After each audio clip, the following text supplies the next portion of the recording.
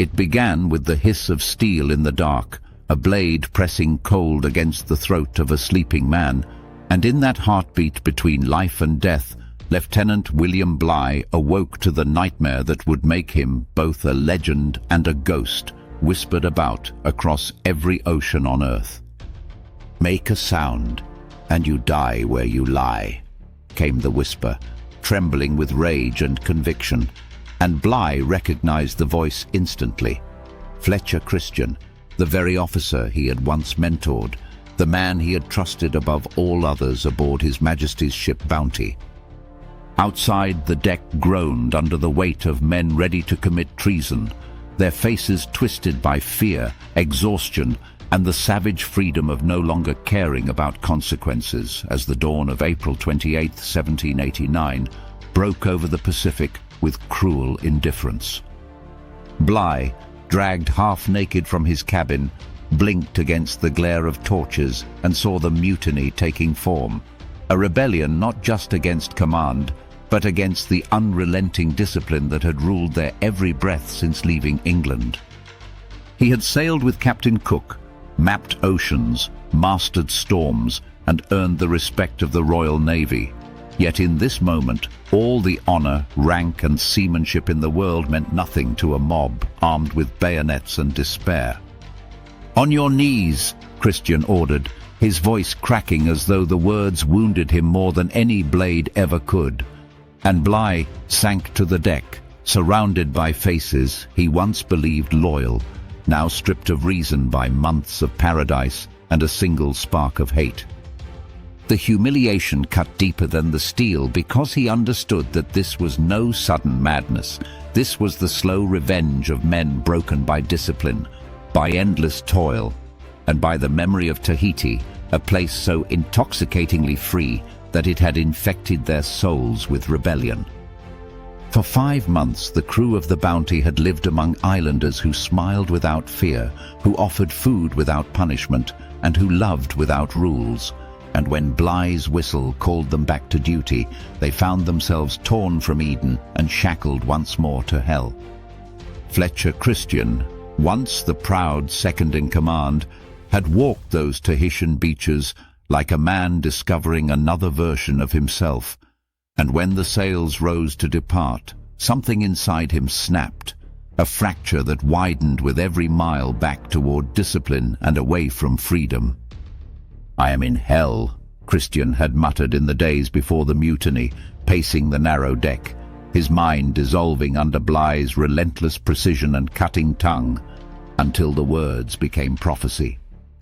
The Bounty was a coffin of wood and resentment, barely 90 feet long, carrying 44 men who could no longer bear to breathe the same air. And when Bligh accused Christian of theft before the crew, he planted the seed that would grow into mutiny. By dawn, the ship was theirs. Ropes slithered like snakes across the deck as Christian ordered Bligh and 18 loyal sailors into a 23-foot launch, a craft so small it seemed more coffin than boat. "You'll be dead within a week," Christian said, tossing a bag of bread and a cask of water at their feet. Mercy disguised as cruelty, and yet he could not meet his old captain's eyes as the ropes were cut and the boat drifted away into the yawning void of the Pacific. What Christian did not know was that he had just unleashed one of the greatest survival stories in all of human history, a journey that would test the boundaries of endurance, faith, and the will to live when everything else had been stripped away. The launch hit the waves like a stone, overloaded and sinking low, just 7 inches of wood separating the 19 men from oblivion, as the silhouette of the Bounty vanished into mist, leaving them marooned in an ocean without mercy.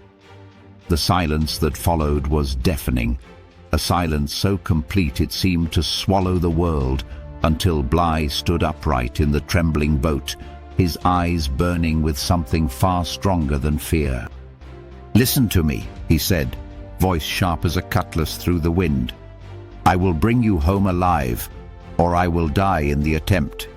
But if we lose discipline, if we give in to despair, we are already dead." The men stared at him, their faces pale and hollow, and in that moment, the chain of command reforged itself, not through rank or title, but through sheer will, as Bligh began to impose order on chaos. Their first goal was survival, and their only hope was distance. Thousands of miles across uncharted seas to the Dutch settlement of Timor, a stretch wider than the Atlantic itself, and their rations barely enough for a week.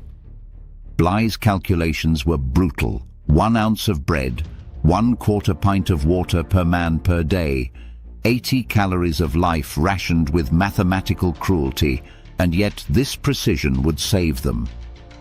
The men bailed constantly, took turns to rest, sitting shoulder to shoulder, their legs submerged in cold brine that soaked through clothing and skin until blood stained the water red, and still Bligh measured their progress by the stars.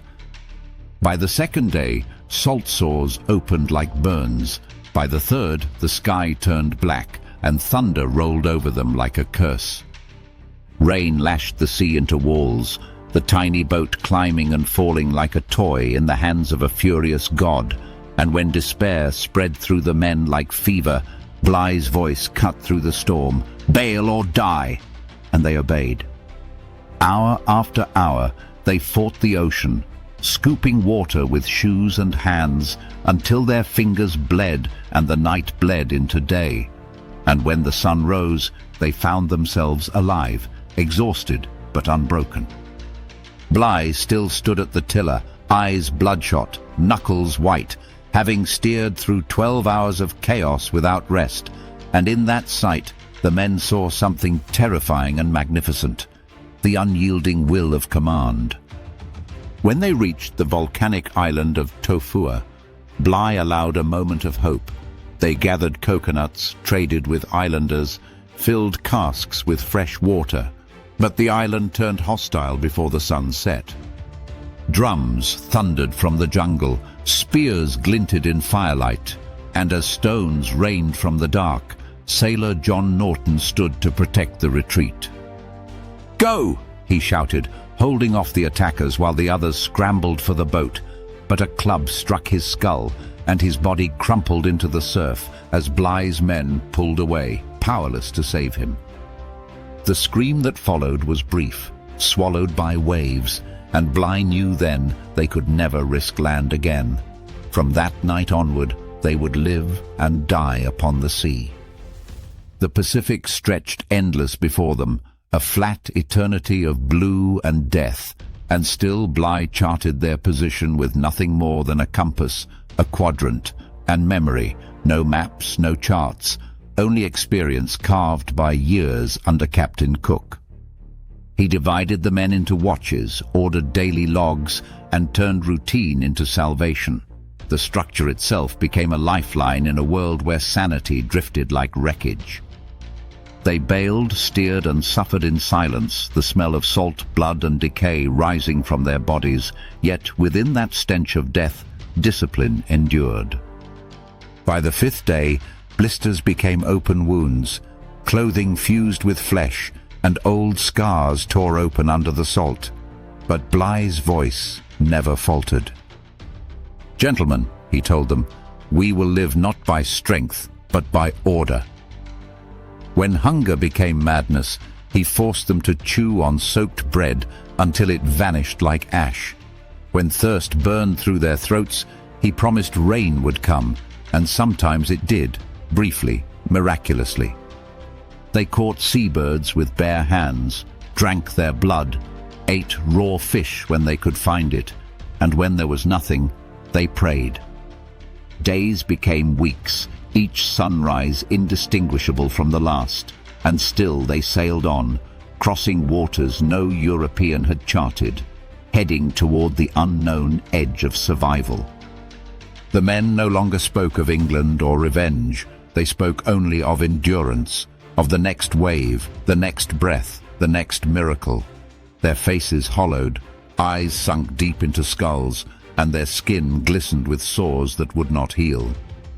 Then came the reefs, an endless labyrinth of coral knives stretching hundreds of miles, what we now call the Great Barrier Reef, a death trap waiting for the smallest navigational error.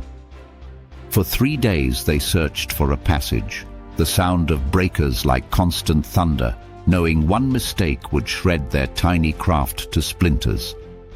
But Bligh read the water like a prophet, the color of waves, the movement of birds, the rhythm of swells. He found a gap, a living artery through a wall of coral, and guided the launch through it while the men held their breath. When they cleared the reef and saw open water, they wept, not with joy, but with disbelief that they still lived. By day 30, the body began to betray the mind. Their tongues swelled until words became slurred grunts, their legs burned from infection and salt, their urine turned dark brown, and each heartbeat was pain. One man whispered he could no longer feel his legs. Another screamed at visions of fields and rivers that shimmered in the air before dissolving into sea spray. Hallucinations became frequent. Mirages of islands that vanished when they approached, phantom ships on the horizon that melted back into fog, and still Bligh forced them onward. He reduced water to 3 teaspoons per day, each drop measured by trembling hands, the act of drinking transformed into ritual.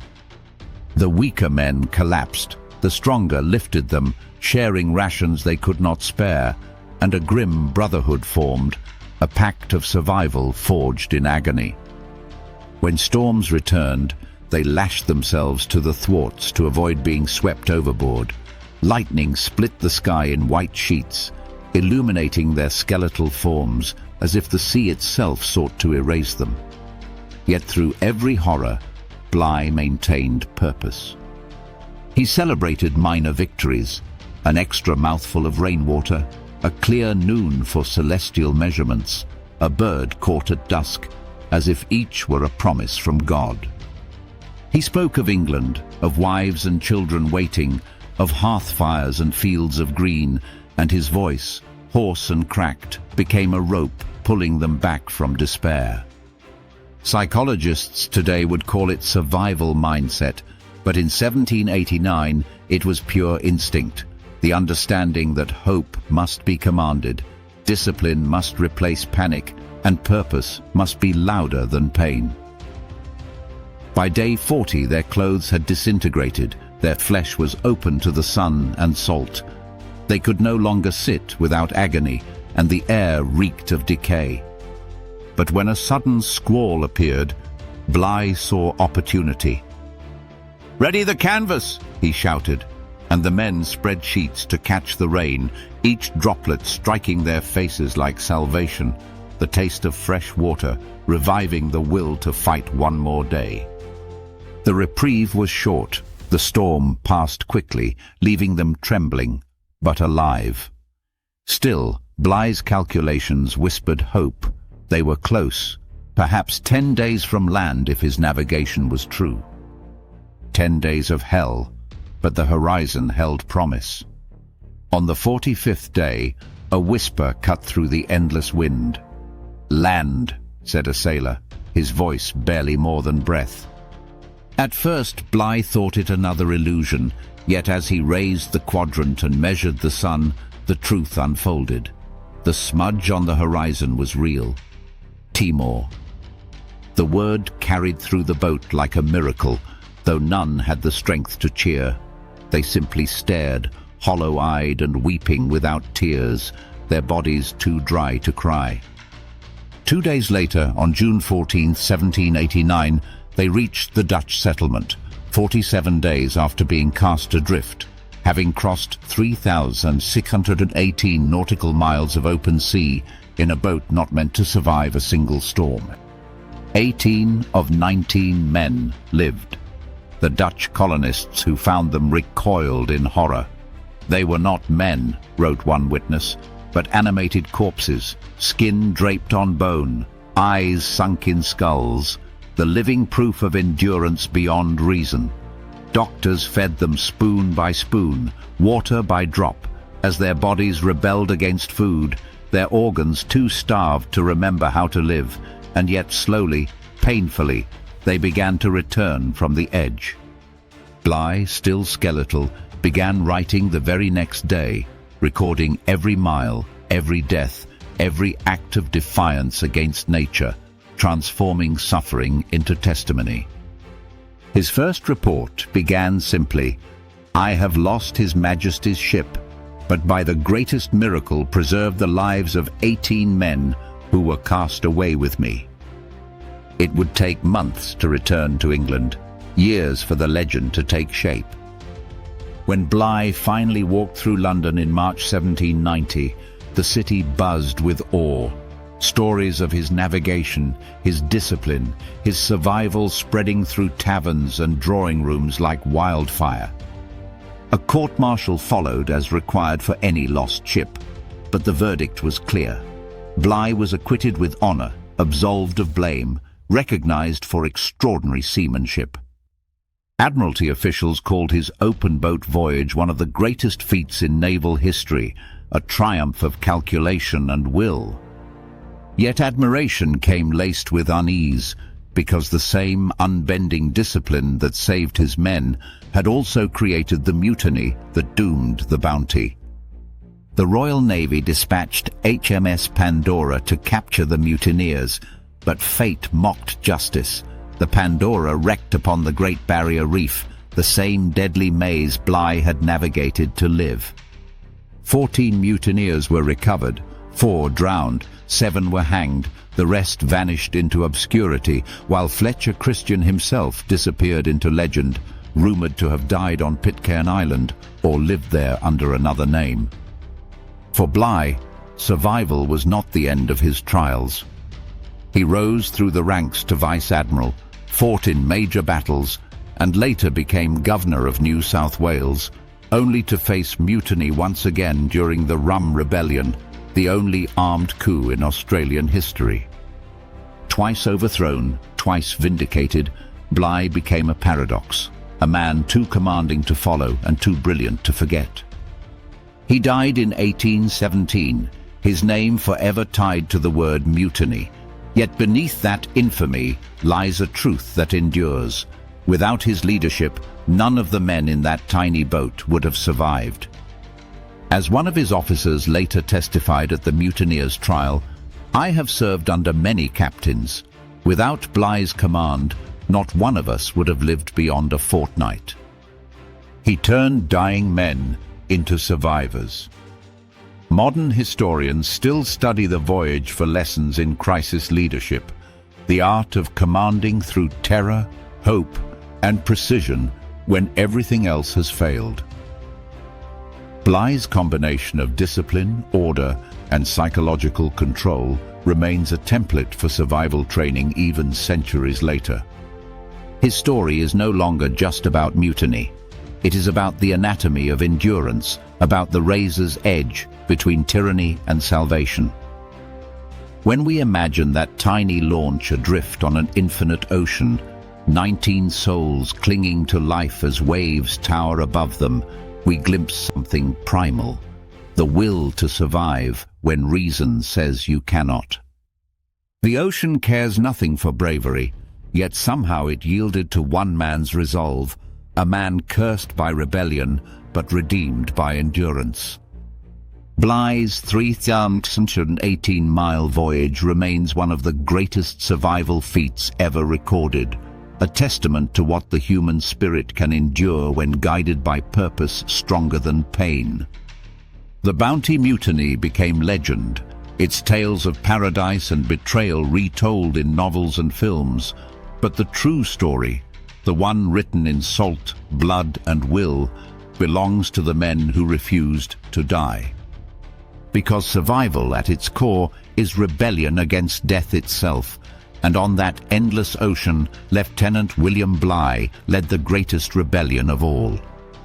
If this story gripped you, remember that the line between mutiny and miracle is thinner than a plank of wood adrift on the sea. Tell me in the comments, if you had been in that open boat, what would have broken you first?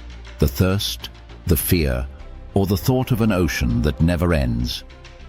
Until next time, this is Forbidden Travel, where the world's darkest journeys reveal what it truly means to survive.